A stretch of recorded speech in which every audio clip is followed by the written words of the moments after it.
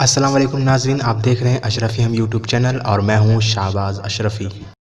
जब कोई इंसान अजीबोगरीब बीमारियों में उलझा हुआ होता है और लाख वो दवा कराता है मगर उसको कोई फ़ायदा नज़र नहीं आता, तो लास्ट में वो थक हार के किसी मज़ार पर पहुंच जाता है।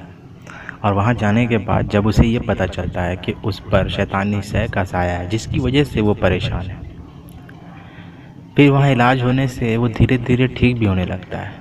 मगर बहुत लोगों के साथ ऐसा होता है कि जब वो ठीक होने लगते हैं तो फिर से उनकी परेशानियाँ बढ़ जाती हैं। ऐसा क्यों होता है, ये मालूम करने के लिए दो बात जानना बहुत ज़रूरी है। तो आज की वीडियो में हम उसी बारे में बात करेंगे। दो बातें जो जानना ज़रूरी है, उसमें से पहला तो ये ज़रूरी है कि हमें मालूम होना चाहिए कि हमारा दुश्मन कौन है। ये जानना बहुत ज़रूरी है कि हमारा दुश्मन कौन है ताकि हम उससे सावधान रह सकें। दूसरा ये जानना ज़रूरी है कि क्या वो बार बार जादू करवा रहा है। अगर वो बार बार जादू नहीं करवा रहा है तब तो कोई परेशानी वाली उतनी बात नहीं है, लेकिन अगर वो बार बार जादू करा रहा है तो ये टेंशन वाली बात है, क्योंकि इस वजह से एक लंबा अरसा इलाज में ही गुजर जाता है। एक तरफ मरीज़ ठीक होने लगता है तो फिर से जादू करवा के उसे उसकी परेशानियां बढ़ाती जाती हैं। तो ये दोनों सवाल का जानना ज़रूरी है और इन दोनों का कुछ उपाय निकालना भी बहुत ज़रूरी है।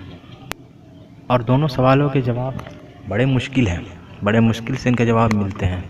होता क्या है कि जब मरीज़ की हाज़िरी चलना शुरू होती है तो वो बयान देना जब शुरू करता है तो लोग, घर वाले जो है, पूछना शुरू कर देते हैं कि कौन भेजा, किसने भेजा, क्यों आए हो। तो ये जो सवाल करना शुरू करते हैं शुरू में, तो अक्सर हाज़िरी में गलत बयान आ जाता है, किसी गलत शख्स का नाम ले लिया जाता है और कभी कभी तो हाज़िरी में कुछ बोलता ही नहीं है कि किसने भेजा है, नहीं बताता वो। तो मेरे साथ क्या हुआ कि जब मैं दरगाह पे पहुंचा था किशोर शरीफ, आज से 7-8 साल पहले, तो मेरी गुप्ती हाज़िरी चल रही थी शुरू में। तो मुझे भी समझ नहीं आ रहा था और लोगों की बातें सुनी कि ऐसा भी होता है कि बार बार जादू करवाया जाता है जिससे है कि बार बार परेशानियां बढ़ जाती हैं। तो मैंने सोचा कि बहुत ज़रूरी है कि दुश्मन के बारे में मालूम पड़े और ये भी मालूम पड़े कि क्या वो जादू करा रहा है या नहीं। तो मेरी तो गुप्ती हाज़िरी चलती थी, तो मेरे लिए तो और मुश्किल हो गया कि कैसे मालूम करूं। तो किसी ने कहा कि हाज़िरी वाले से पूछो, वो बताएगा। और मैं दरगाह पे नया नया था, ये सब बारे में जानता नहीं था, जो लोग कहते वही करता।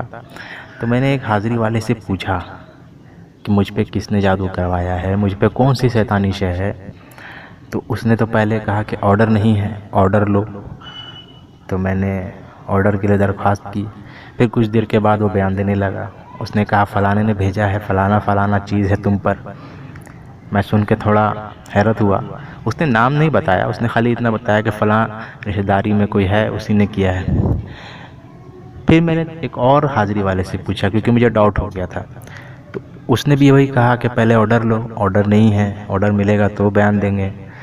तो फिर मैंने दरख्वास्त की, फिर उसने बयान देना शुरू किया।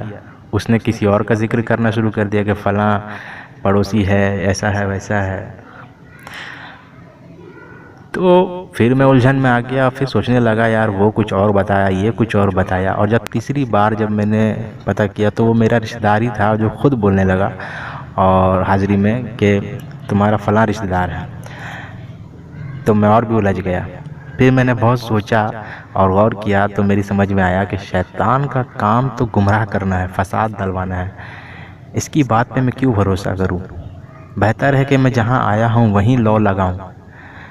तो मैंने दुआ की अल्लाह ताला से, मजमा पाक की बारगाह में। 3-4 दिन लगातार मैंने दुआ करता रहा। 3-4 दिन लगातार दुआ की। फिर एक दिन रात में ख्वाब में मुझे अपने दुश्मन को दिखाया गया और साथ में ये भी बताया गया कि उसने ऐसा क्यों किया है। जब मैं सुबह उठा तो मैं हैरान था। मैं सोच रहा था यह ख्वाब सही था या फिर यह गुमराह करने के लिए किसी तरह की शैतान की चाल थी। मैंने ख्वाब पे गौर किया। जिस दुश्मन के बारे में बताया जा रहा था वो ऐसा था कि हमारे दुख सुख में साथ रहता और हमसे अच्छे से मिलता, अच्छे से पेश आता। लेकिन जो वजह थी वो वजह बहुत बड़ी थी। उस वजह पे जब मैंने गौर किया तो मुझे लगा कि हो सकता है इसने कोई पुरानी बात जो है, उसने जो पुरानी बात है उसको अपने दिल में लगा के रखा है और उसी का शायद वो बदला ले रहा है। और बहुत से लोग ऐसे हैं जो अपनी दुश्मनी निकालने के लिए अपने दुश्मन के साथ अच्छे से रहते हैं, सामने से और पीछे से वार करते हैं। मुझे लगा कि शायद यही है। फिर मैंने उसकी हर एक बात पर, हर एक हरकत पे गौर किया। और जो मेरा दूसरा बकरा था जिस पे जादू किया गया, जिसके बारे में मैंने पिछली वीडियो में बताया है, अगर आपने वो वीडियो नहीं देखा है तो देख लीजिएगा। उसका लिंक जो है इसी वीडियो की डिस्क्रिप्शन में दे दूँगा कि किस तरह मेरे बकरों पे जादू किया गया था और उन्हें मार दिया गया, उनके ज़रिए से हम पे जादू किया गया। तो जो दूसरा बकरा जब उसने जादू करवाया था, जिस दिन हुआ था ऐसा, तो उस दिन वो भी आया था। तो मुझे डाउट होने लगा और भी कुछ ऐसी बातें थीं जिसे मुझे कभी एक बार मिठाई भी खिलाई गई। तो मैं सोचने लगा कि शायद सही है ये शायद मुझे ख्वाब बशारत दी गई है, मतलब बताया गया है, इशारा दिया गया है कि यही दुश्मन है। फिर उसके कुछ दिन बाद जब मैं घर पे था तो जो हमारा तीसरा बकरा जिस पे जादू किया गया और फिर वो भी तड़प के मर गया, जिस दिन जादू किया गया, जिस दिन जादू करने की शुरुआत उस पर की गई, उस दिन घर में वो भी आया था। और मुझे तभी कंफर्म हो गया कि नहीं, यही मेरा दुश्मन है। तो मैंने उसको से दूर करने के लिए कुछ रास्ते इख्तियार किए, कुछ तरीके निकाले। वो मैं अगली वीडियो में बताऊंगा। आप में से बहुत लोग मेरी कहानी सुनना चाहते हैं, तो एक बात आज मैं बता दूं इस वीडियो में, मेरी कहानी किसी एक वीडियो में पूरी आ ही नहीं पाएगी, क्योंकि मेरी जो स्टोरी है, कैसे मुझ पे शैतान आया, क्या क्या हुआ, नहीं हुआ, दरगाह पे क्या हुआ, बहुत कुछ है। मैं जब दरगाह पिछवाड़ा शरीफ में पहली बार पहुंचा था, तब मुझे पहली रात में ख्वाब में बहुत ही अच्छा बशारत मुझे नसीब हुआ। बहुत कुछ है मेरी लाइफ में, तो एक वीडियो में नहीं बता पाऊँगा मैं, तो आप लोग सोच लीजिए पहले। अगर मेरी कहानी जानना है तो किसी एक वीडियो में पूरी कहानी नहीं आएगी। अगर एक वीडियो बनाऊंगा तो कम से कम 1.5-2 घंटे लग जाए, मुझे लगता है। शैतानों ने जिस तरह से मुझे परेशान किया, जिस तरह से मुझे गुमराह किया, मेरे ज़रिए ऐसे गलत काम करवाए कि मैं एक वीडियो में नहीं बता सकता हूँ। फिर दरगाह पे क्या हुआ, नहीं हुआ, बहुत कुछ है। एक तरह से मुझे ये लगता है कि जब मैं मज़ार पर गया तो मेरे साथ जो भी हुआ, अच्छा, वो एक करामत जैसा मुझे मालूम हुआ। तो अगर आपको जानना है कहिए, तो मैं टुकड़े टुकड़े में आपको बताऊंगा कि क्या क्या हुआ मेरी ज़िंदगी में। खैर, मैंने अपने दुश्मन को जो है इशारा दे दिया, वो मुझसे दूर रहने लगा। और जो मैंने किया वो मैं अगली वीडियो में आपको बताऊंगा कि मैंने क्या किया। तो ये तो जो सवाल है ना, पहले तो ये इसको जवाब आपको निकालना होगा, और ये जवाब बड़ी मुश्किल से मिलेगा। पहला कि दुश्मन कौन है, तो मैंने बता दिया कि बयान पे जल्दी भरोसा मत कीजिएगा। और बयान अगर दे भी रहा है कि कोई रिश्तेदार है या कोई भी है, आपका दोस्त है, पड़ोसी है, कोई भी है, तो जब वो अगर बयान दे भी रहा है तो उसके हर चीज़ पे गौर कीजिएगा कि जिसका नाम ले रहा है, क्या उसने ऐसा किया हो, कोई वजह है कि नहीं है, किसी तरह की जलन है, क्या है, सब पे गौर करना होगा। या फिर उस पर नज़र रखना होगा कि वो क्या कर रहा, नहीं कर रहा, और उससे ज़रा बच के भी रहना होगा।